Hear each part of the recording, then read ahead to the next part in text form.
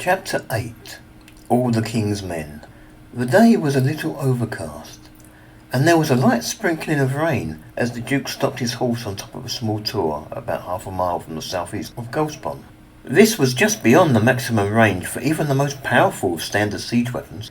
He decided this would be a good place to gather his troops in order to watch the unfolding battle, while he awaited the signal from the king that his aid was required. Slowly his men gathered in formation behind him. Immediately to his left were his two sons, Greyforth and Tyr, while to his right was Sir Grant, Sir Richmond and Mangloss the Magician.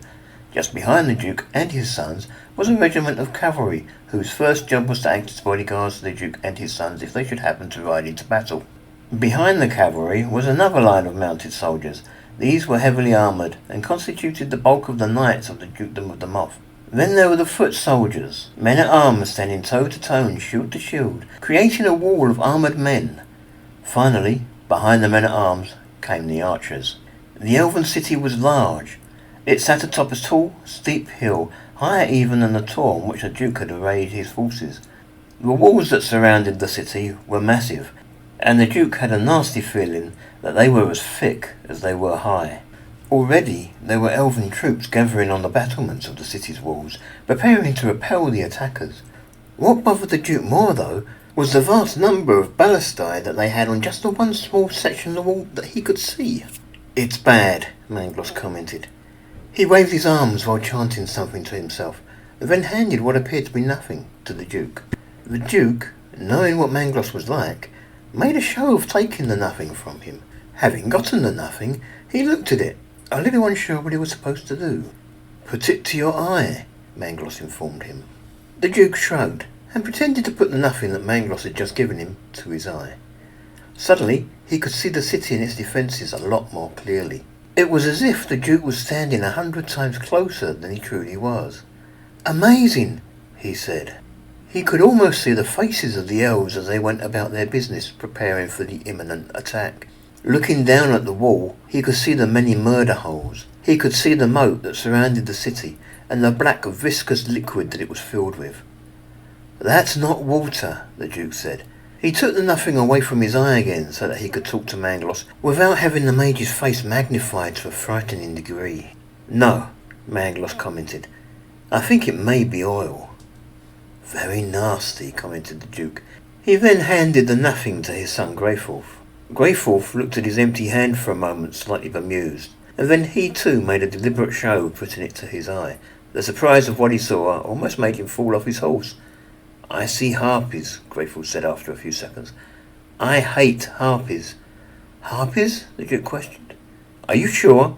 "Definitely," Greyforth responded. "I see 3 of them on the wall talking to the elven officers." "We should have guessed they would have harpies," Sir Richmond piped up. Generally speaking, harpies had little use for money. That said, they did like to collect precious stones, such as rubies, sapphires or diamonds, but they liked them for how the stones looked and not for their value. It was possible to hire the services of an entire village for a handful of highly polished pebbles. Then again, some simply preferred to live a life different than that offered to them in a harpy village. They offered themselves as mercenaries.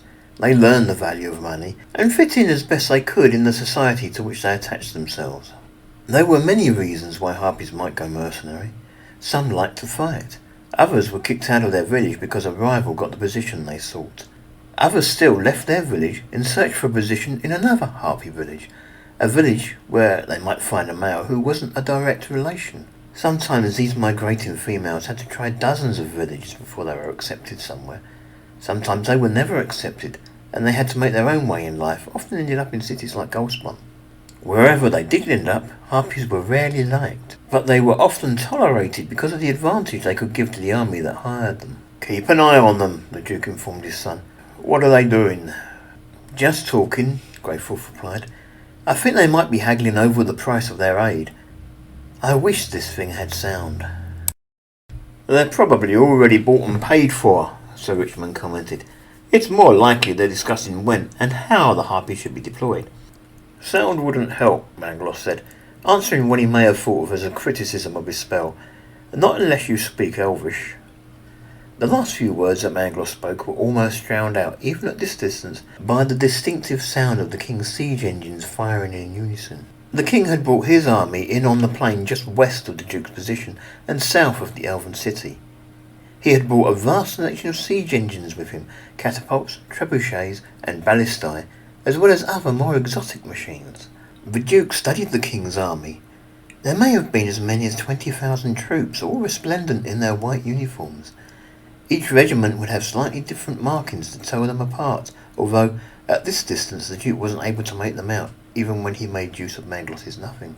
The king himself was standing at the back of the army, surrounded by a bodyguard of knights and his 3 remaining mage advisors. Somewhere, in with the knights, stood the heavily armoured figure of Prince Goti. The majority of the first volley from the siege engines landed short of their goal. A few projectiles did hit the wall, but they disintegrated on impact, leaving little more than a slight dent in the brickwork of the city walls. The missiles might as well have been made of paper. There was a short pause. All the siege engines needed to reload, and many of them had to readjust their sights to aim a little further away. Then the elves returned fire. Shooting downhill as they were, the elves had a much better range. Their archers could hit the crews gathered around the siege engines, while the human archers would have to climb halfway up the hill in order to fire back. Likewise, the elven ballistae, whose range normally was slightly shorter than the human version, had no trouble reaching the human siege engines, and with their first volley, the elves took out 3 of the human catapults. "Mantlets!" a voice yelled loudly. It had come from the king, and could even be heard all the way at the top of the tower on which the duke and his men stood. One of the king's major advisors must have cast a spell that would enable the entire army to hear him. Almost immediately, mantlets were moved into place about the siege engines. They wouldn't be much good against the ballista bolt, but they might help protect the crews working the machines from the elven archers that were currently cutting them to pieces. "That might help," the duke muttered doubtfully. The battle so far had gone pretty much as he had thought it would. The elves had all the advantages: height, range, numbers. They even had better protection. With their second volley, the king's siege engines began to find their range. Many more of the boulders smashed against the walls of the city. "I think there's a crack," Greyforth exclaimed. "Archers, forward!" the king's voice decreed. The king's archers marched in line to the front of the army. Then, once they had reached the siege engines, they began to crouch, making as much use of the natural cover as they could. Many of them commandeered some of the mantlets that had been placed to protect the crews of the siege engines. Other archers had their own protection, large shields that they could stick into the ground and hide behind. Eventually the archers were high enough that they began to return fire. For an hour or more, the human and elven archers exchanged volleys, each ducking behind what cover they had as soon as they had loosed their shots. At the same time, the siege engines of both armies also exchanged their volleys. The human siege engines aiming for the wall, while the elven ballistae aimed only for the siege engines of the humans. "We're going to run out of catapults," Sir Grant muttered, unimpressed. More than one group of archers suddenly found themselves without cover because their mantlet had suddenly been shattered. The human siege engines also had the occasional misfire. Sometimes a boulder would land in amongst the elven defenders, and there was more than one incident of a ballista being destroyed by a misaimed rock. Then, at the end of the hour, the human archers began to retreat back down the side of the hill. They had run out of arrows and would need to recharge their quivers before returning to the fray. "That's bad," Sir Richmond suddenly pointed out. "While the first wave was busy fetching new arrows, a second wave should have been sent up the hill to replace them and keep the walls of the city covered." "Why is that bad?" Tyr asked. "Harpies," Sir Richmond pointed out. Even as Sir Richmond spoke, the Harpies were launching themselves into the air from the city walls. They flew as straight upwards as they could until they had reached a height somewhere between 500 and 600 feet. "Harpies love to fly," Sir Richmond commented. "I hate harpies," Greyforth muttered. The harpies moved like an undisciplined grey cloud across the sky until they were directly above the king's army. Then they began to rain death into his men. Harpies preferred to use ranged weapons rather than fighting hand to hand, and they liked to get to a height where a bowman on the ground wouldn't have the range to hit them. At that height, a harpy wasn't very accurate, but with their strength and the force of gravity behind them, a flock of harpies firing in unison could create chaos among the troops rallied on the ground. "The king has brought nothing to counter them with," Sir Richmond said. "The king is still young," the Duke offered. "I doubt he's had the taste of command in a battle before." "I'm not even sure he knows what he's doing," Greyforth commented. And that might explain why he was so eager, Sir Richmond agreed. But there are many men today who won't be getting any older because of him. Watch your tongue, the Duke ordered. He's still the king. Some of the archers that still had a few arrows, or who had just replenished their quivers, did try to return fire. Shooting almost directly upwards as they did, their arrows then also came down among the king's forces, helping to cause even more pandemonium. Fortunately, the Harpies didn't stay long.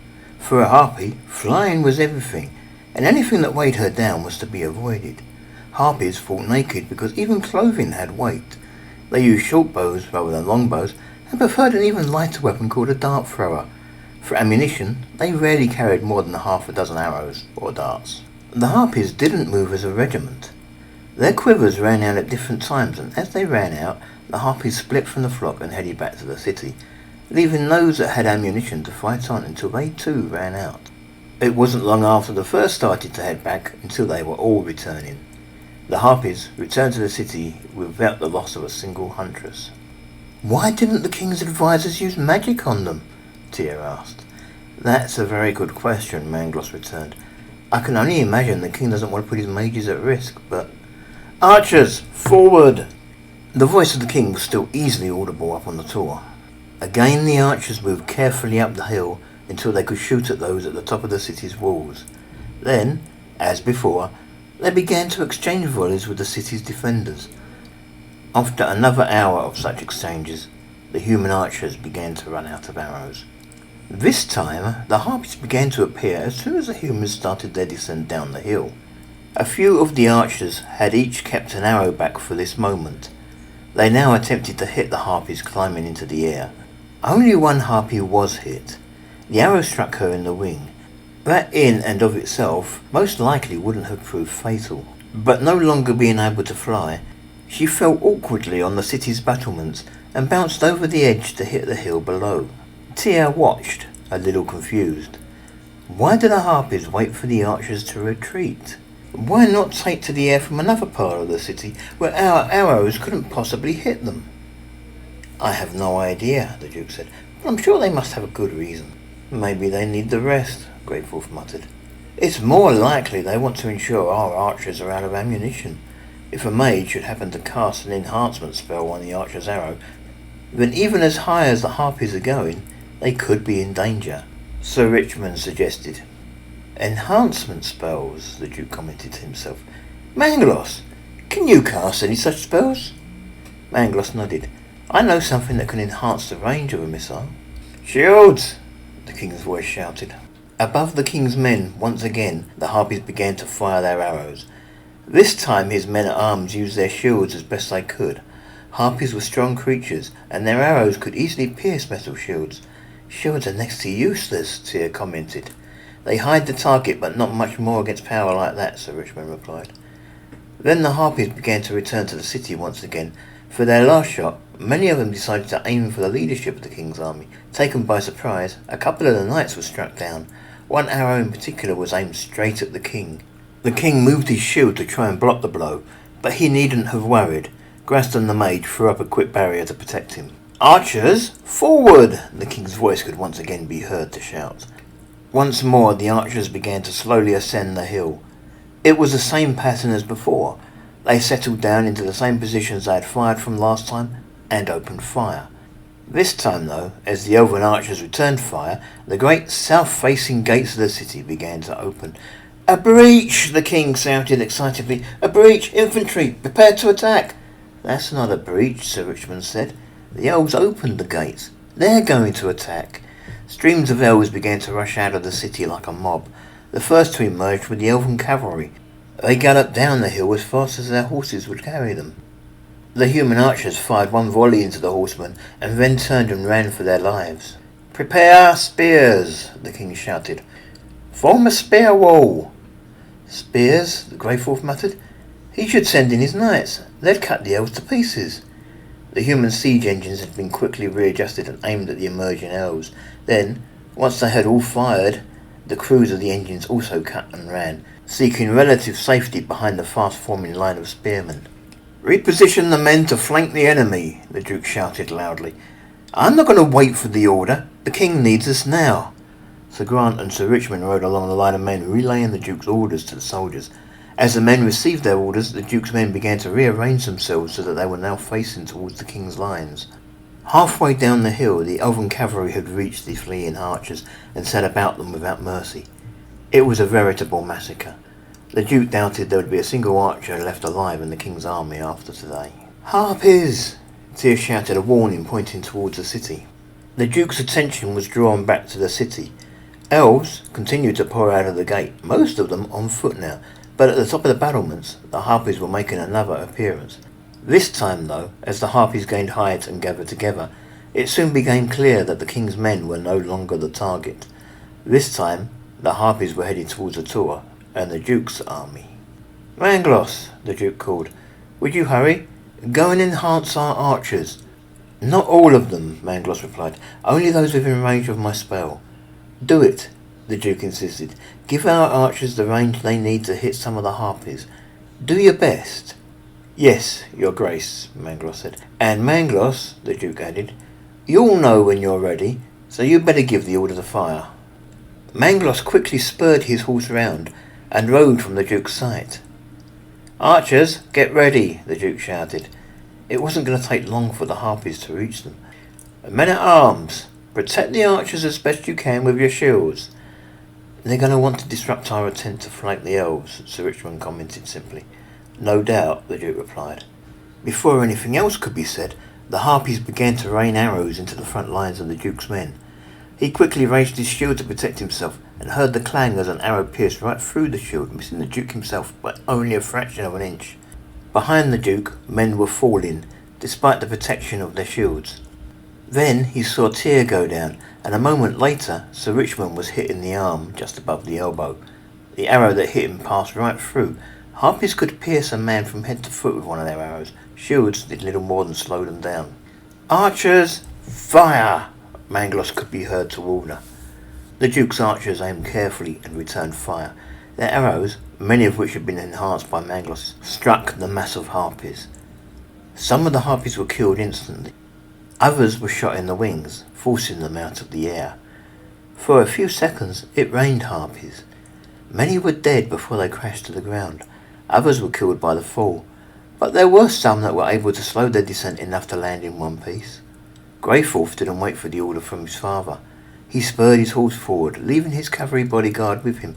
"Death to all Harpies!" he shouted loud enough for his father to hear. He then unsheathed his sword and charged into battle. Tyr climbed back to his feet.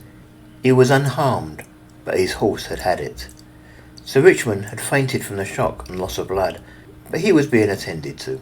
He would also survive. There were many here today who wouldn't see another sunrise. The archers had hit maybe as many as 1/3 of their tormentors. Those that had survived the volley from the Duke's men flew even higher, and they continued to pour arrows into the humans, this time aiming for the archers as much as anyone. "Damn Harpies," Mangloss swore as he returned to the Duke's side. "I can't enchant arrows to go any higher. They're already climbing out of range." "It'll make it even harder for them to hit us," the Duke replied. "Mangloss, Sir Richmond has been hit. See if you can do anything for him." "I'll see what I can do," Mangloss agreed. He dismounted and approached the wounded knight, seemingly taking no notice of the Harpies that were still raining arrows down among them. "They did what they meant to," Sir Grant commented. "They stopped us rendering aid to the king." The king's men were putting up a good fight. The line of spears had broken, and a number of melee battles had broken out between the different factions. The king had finally deployed his knights against the elven cavalry, and although greatly outnumbered, the knights were cutting a swathe through the enemy riders like a red-hot poker through butter. The battle seemed to be going well. The king's army were beginning to push the elven forces back up the hill towards the open gate. They fought past the remains of their siege engines, all now laying in ruin. If the elves should close that gate, the king's army would have nothing left with which to smash a way in. Doing so might strand and doom a lot of the soldiers on the wrong side of the wall, but that wouldn't stop the elves. Near the back of his army, the king appeared to be talking to one of his advisors. The Duke wasn't sure which one, but he thought it was Klemper. It was hard to see at such a distance, but the king seemed to be in agreement with the advice he had just been given. Suddenly, the king's voice boomed across the entire battlefield. "Okay, We have done well. We have fought bravely, and we have taught these pointers that we are not to be taken lightly again. It was never my intention to take the city, just to prove a point, and to show them that we are not to be trifled with. I think we have done enough. Now, I want a calm, orderly withdrawal. Let's go home." There was cheering from the elven archers on the city walls. Evidently, at least one of the elves there spoke enough of the Flourish language to understand what had just been said, and had relayed the king's message to his compatriots. Many of the elves in the battle against the king's men seemed to also get the message. Some began to move from body to body, killing anyone that still showed signs of life. Others began to form a new battle line, this one directed at the Duke and his men. "We should go," Sir Grant advised. "Let's hope the elves don't decide to pursue us." "Greyforth," the Duke shouted, "we have to go." Greyforth was still having the time of his life pursuing the last of the Harpies that had been forced to land. "One moment," he shouted back as his sword sliced downwards. The return to the dukedom was slow and solemn. The elves did pursue, but they kept their distance, and they stopped following once the Duke and his men were across the border. The return to the castle was less than auspicious. The people did cheer, but the Duke, for one, didn't feel much like the conquering hero that the people of the castle seemed to be trying to make him out to be. "Once the army is home, pull the drawbridge up," the Duke said to Sir Grant. "Prepare our defences, just in case. We might have uninvited guests at any minute." The Duchess was waiting for him when he entered the castle. "Race missed you. He wanted to come down and greet you, but I told him you'd be up to see him later." "Why couldn't he come down?" the Duke asked. "The king, his son, and his 3 mages are in the great hall," the Duchess replied. "I see," the Duke commented. "One day I might have to explain to my son why I don't want him to come face to face with the king." "If the king plans to stay much longer, then that day might be today," the Duchess told him. "Race was quite patient yesterday when he was told he couldn't eat downstairs with the rest of the family. But how long do you think that will last?" "I suppose I'd better talk to the king," the Duke said. The king was waiting for him in the great hall, as the Duchess had claimed. He sat on the Duke's finest chair, and had a look about him as if everything had gone according to plan. Prince Goatee sat in the chair next to his father, and the true cost of the battle showed on Goatee's face. The boy was 15. He held his head in his hands, and looked as if he was holding back tears. "Things didn't go quite as I intended," the king said calmly. "I was hoping for a more decisive victory than the one we had. The loss of the siege made a more punitive strike impossible. Goldspawn was much better defended than my sources had led me to believe." "Indeed, sire," the Duke replied. The Duke remembered that he had tried to warn the king the previous night that the city had more defenders than the king was expecting.